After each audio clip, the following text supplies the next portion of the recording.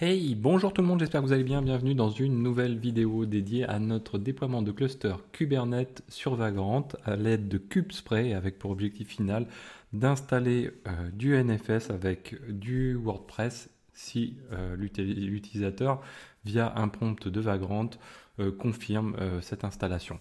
Donc ça c'est un petit peu on va dire le custom Vagrant, c'est un petit peu plus sympa que d'habitude. C'est vrai que les scripts Vagrant, on les lance, point barre. Là, on a posé, je vous rappelle, dans la vidéo précédente, on a vu comment poser des conditions grâce à des prompts et renseigner les résultats dans des variables. Ensuite, ces variables, elles sont utilisées notamment, elles sont utilisées surtout à cet endroit-là, pour les installations de nos machines, puisqu'en fait, dans notre boucle ici, je vous rappelle que nos machines sont typées, donc soit HAProxy, soit Kube, soit Deploy. Donc sachant que désormais, il ne nous reste plus qu'à créer les scripts shell qui correspondent à l'installation de HAProxy, l'installation de KubeSpray, de NFS et de WordPress. Donc là, c'est ce qui intervient ici dans ces éléments de condition qu'on a posés lors de la vidéo précédente, qu'on va détailler à partir d'aujourd'hui. Donc aujourd'hui, on va s'intéresser à HAProxy. Ça va être assez rapide. Donc en gros, on rentre dans cette boucle de conditions, dans cette condition où notre node type il est de type HAProxy, donc ça fait référence à ce nœud-là, qui s'appelle auto-HAProx, qui dispose, comme on l'a vu, d'un ETC host qui est complété de toutes les machines. Donc toutes ces machines-ci sont présentes dans son ETC host. Et du coup, on va s'en servir pour faire l'alimentation de notre HAProxy, pour savoir vers quelle machine on doit, quelles machines doivent être renseignées dans notre HAProxy. Alors je vous le rappelle, dans le schéma qu'on avait, on a deux types de load balancing qui doivent être réalisés par notre HAProxy. D'une part, notre HAProxy doit servir à router le flux vers, alors cette fois-ci on load balance ça, mais vers on load balance pas, pardon, mais on envoie le flux de l'API quand on souhaite contacter l'API serveur à notre master, puisqu'on n'a qu'un seul master, donc on ne le balance pas, mais on pourrait potentiellement le faire. Et puis de l'autre côté, on va également prendre en compte le nombre de workers pour cette fois-ci load balancer si c'est nécessaire, ou si ce n'est pas nécessaire, ne pas le faire. Donc ça doit être pris en compte dans notre configuration de HAProxy. D'un côté, c'est du port 6443, donc pour le master, pour l'API serveur, et de l'autre côté, c'est du port 80 simple. On pourrait avoir aussi du 443 si nécessaire. Donc, intéressons-nous à ce script d'install de haproxy.sh, ici. Donc, on va créer un nouveau fichier, hop, toujours dans ce répertoire-ci. File, new file, text editor, voilà. On va le sauvegarder pendant qu'on y est. Voilà. Toc, save. OK. Donc là, c'est parti pour installer. Alors, ouais, on va le faire. On va le faire comme ceci. Donc, première chose, on commence par bin bash, donc notre shibane qui permet de déterminer pour que notre machine détermine quel binaire va permettre de lancer les commandes qui sont en dessous. Donc là, en l'occurrence, c'est du bash. Ensuite, notre bash, on va avoir plusieurs éléments. Donc une première partie que on va dire il s'agit de variables. Donc moi j'aime bien, alors ça c'est qu'un avis perso. J'aime bien sur tous mes scripts. Alors j'ai même je vais vous le montrer. J'ai même un vMRC qui me permet directement de sortir ces éléments là. On va faire don't save, voilà. Donc ici je me mets, voilà, j'y suis. Donc si je fais un rm de install, voilà. Donc ici je vais faire par exemple un vim install de haproxy.sh. J'ai pas fait de typo, c'est bon. Et donc là, vous voyez, moi j'ai un vMRC qui me permet d'avoir déjà tous mes éléments, c'est-à-dire d'une part l'entête qui dit qui c'est, la date de création, etc. Donc ça, on n'est pas obligé de compléter. Ensuite, qui segmente le script en une partie de variable, une partie de fonction et une partie qui dit c'est parti, on run les fonctions. Donc ça, on va repartir dessus. Donc on va l'ouvrir ici, voilà. Du coup, ça l'a créé. Donc nous, on va le laisser comme ça, mais on pourrait mettre installation de haproxy pour K8S, voilà. On pourrait mettre une date de création, etc. Bon, ça, j'en ai pas besoin. Hop, voilà. Et la version, on peut mettre que ça va être la 1.0 par exemple. Installation. Voilà, le titre, on va mettre install. Tiens d'ailleurs, ouais, il s'est pas recopié. Normalement, il devrait reprendre le nom, donc install proxy.hproxy.sh. Donc première chose, on a des variables. Alors est-ce que nous on a des variables dans ce script-là? Je ne sais pas, on va regarder. Donc première chose, voilà. Avant toute chose, pour déjà savoir dans quelle ordre on va faire les choses, c'est très simple. C'est que avant d'écrire n'importe quelle fonction, on peut commencer déjà par dire voilà, on va avoir plusieurs actions à réaliser et ça va. On va faire en sorte que découlent des fonctions de ces actions. Donc on a une première action qui va être l'installation de hproxy, donc l'apt install. Ensuite on a une deuxième action qui va être le fait de configurer hproxy, donc principalement de s'intéresser au fichier etc/hproxy, hproxy.cfg. Et puis enfin, bien sûr, comme on a modifié la configuration, on va faire un reload. Donc tout ça, on va les retrouver décrits dans chacun des blocs qui est là. Donc d'ailleurs on peut les faire, hein, ça va être très simple. Donc on a un premier bloc qui va être comme ceci. Voilà. On a un deuxième bloc ensuite qui va être celui-ci. Hop, voilà. Mince. Voilà. Et on a un troisième bloc qui va être celui-ci. Voilà. Voilà.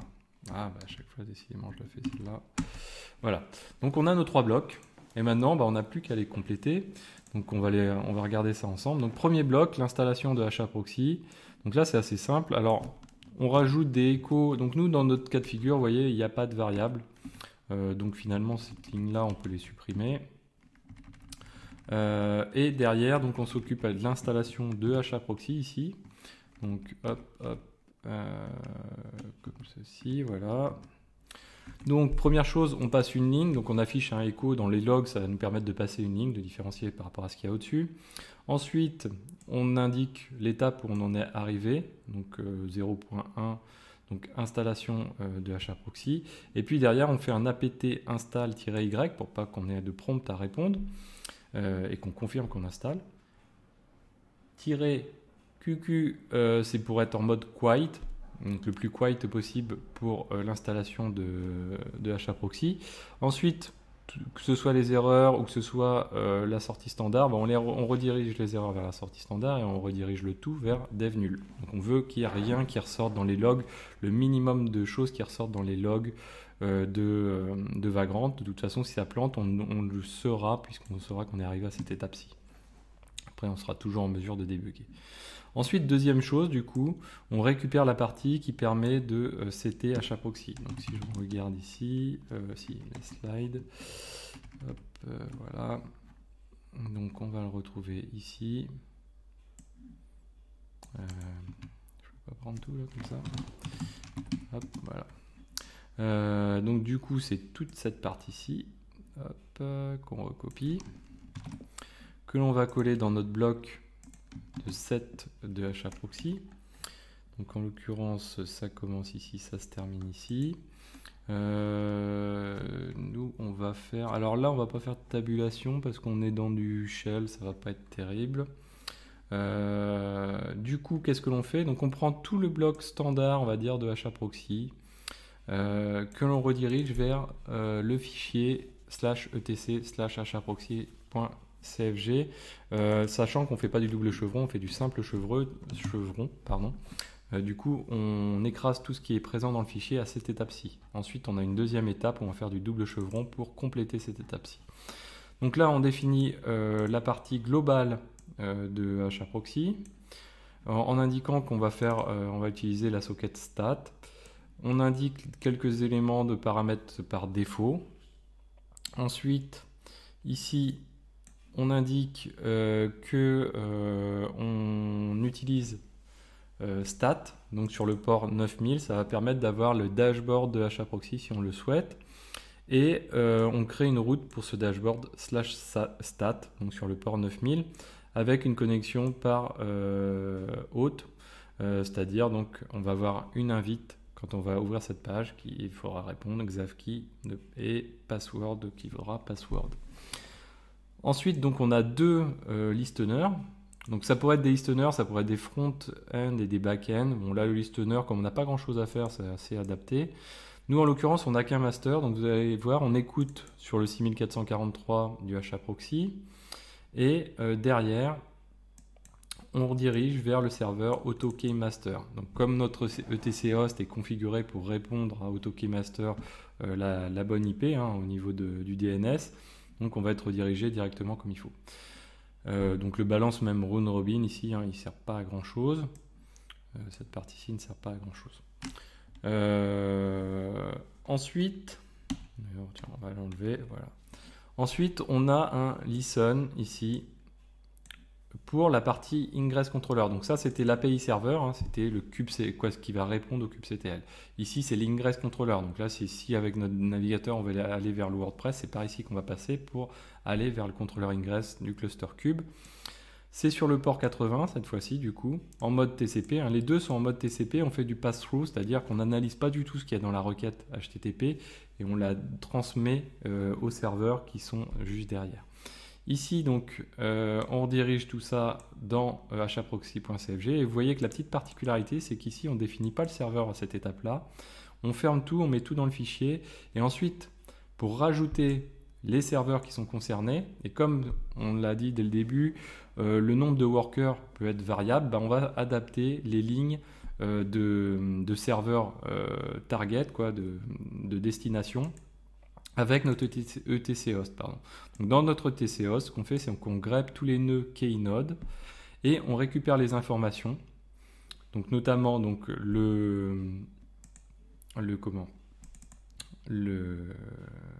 vais y arriver, le serveur et alors on aurait pu faire ça plus court d'ailleurs, je suis en train de me dire, c'est pour ça que je réfléchissais, mais on peut faire plus court avec O que directement sur ETC host, mais bon, c'est pas grave. Du coup, on fait un echo donc, de serveur, le nom du serveur qu'on va récupérer dans notre premier élément de boucle. Donc par exemple ici c'est AutoKeynode 1 par exemple, et puis ensuite il faut le remettre une deuxième fois avec le port sur lequel on va le rediriger. On indique qu'on fait des checks et ça donc on boucle dessus, on redirige vers HAProxy avec double chevron et on boucle dessus autant de fois qu'on trouve de serveurs dans ETC host qui contiennent keynode. Et enfin, donc on va faire un reload de HAProxy ici, hop, voilà. Voilà, donc là on va faire notre reload de HAProxy, donc très simple, un echo pour passer une ligne et le reload, l'élément où on est arrivé et le reload qui correspond. Donc voilà pour aujourd'hui, je vais pas le faire tourner, quoi que si, on peut le faire tourner aujourd'hui, donc je vais, si ça doit être bon, donc du coup on va le faire tourner aujourd'hui, on va voir si ça marche, normalement, oui. Je dis pas de bêtises, oui. Si, oui, ça va tourner. Donc là, on est prêt à le faire tourner. Donc on a nos éléments ici. Maintenant, c'est bon. Ce fichier est complété. Donc je vais faire un vagrant up sur donc auto HAProx. C'est le nom de notre machine. Comme ça, on va juste popper cette machine-là, lancer cette machine-là. Là, il va nous poser les questions, mais on s'en fiche complètement. Ça va rien changer. Voilà. Donc on va passer plus vite. Donc là, il va créer la machine HAProxy dans un premier temps. Donc il va essayer de la pinguer. Ensuite, il va essayer de faire un SSH dessus. Donc là, toutes ces commandes-là, vous voyez que je ne passe pas de sudo. Pourquoi? Parce qu'en fait, quand Vagrant exécute les scripts d'installation, par défaut, il est fait en tant que user root. Donc du coup, voilà, ça, il faut bien l'avoir en tête. Et on va le voir lors de la prochaine vidéo. On va être même obligé par moment de repasser user vagrant parce que voilà, ça sera plus pratique pour la suite. Donc là, vous voyez, là, il est en train d'essayer de répondre sur le SSH, de se connecter en SSH. Voilà, là, il l'a fait. Et donc là, il va passer sur le script d'installation de HAProxy. Alors, pourquoi bad interpreter usr bin bash? Ah, j'ai dû louper l'en-tête. Ok. Ah, c'est mon bimerc qui a dû se louper. Donc usr bin bash. Voilà, on va le remettre comme ceci. Donc là, quand c'est comme ça, on pourrait refaire un provision ici. Ça tombe plutôt pas mal que ça tombe comme ça. Ça on s'en fiche. Et du coup, là, ce qu'il va faire, c'est qu'il va relancer les éléments. Alors, no search file directory. Pourquoi il n'a pas fait l'installation?